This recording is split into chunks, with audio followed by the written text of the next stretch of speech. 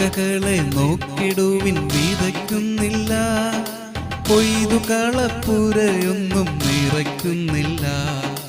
വയലിലെ താമരകൾ വളരുന്നല്ലോ, നന്നായി വാനിലെ പറവകൾ പുലരുന്നല്ലോ.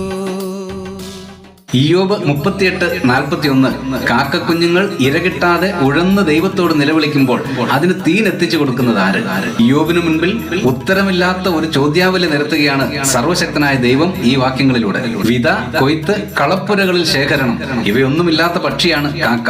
കാണുന്ന മാത്രയിൽ തന്നെ ദുശകുനമെന്ന് ആക്രോശിച്ച് മനുഷ്യൻ അവയെ ആട്ടിക്കളയാറുണ്ട്. കാക്കകൾ അത്യാഗ്രഹത്തോടെ നിയന്ത്രണമില്ലാതെ ഭക്ഷിക്കുകയും ചെയ്യുന്നവയാണ്. മാത്രമല്ല ചെറുപ്പത്തിൽ തന്നെ മാതാപിതാക്കളാൽ ഇവ ഉപേക്ഷിക്കപ്പെടുന്നു. ഈ കുഞ്ഞുങ്ങളുടെ നിലവിളി പോലും കേട്ട് അവയ്ക്ക് ഭക്ഷണം എത്തിച്ചു നൽകുന്നു കരുണാമയൻ. പ്രിയരെ, മനുഷ്യന്റെ കണ്ണിൽ നിന്ദ്യവും ഹീനവുമായ കാക്കയെ പോലും ഇങ്ങനെ കരുതുമെങ്കിൽ തന്റെ മക്കളെ എങ്ങനെയൊക്കെ പരിപാലിക്കും സർവ്വവല്ലഭൻ. പ്രാർത്ഥിക്കാം.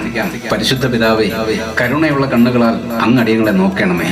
ലോകം തള്ളിക്കളഞ്ഞാലും ഞങ്ങളുടെ നിലവിളി ശബ്ദം കേട്ട് അങ്ങ് ഞങ്ങൾക്ക് ഉത്തരമരുളണമേ. ക്രിസ്തുയേശുവിന്റെ ധന്യനാമത്തിൽ തന്നെ ആമേൻ.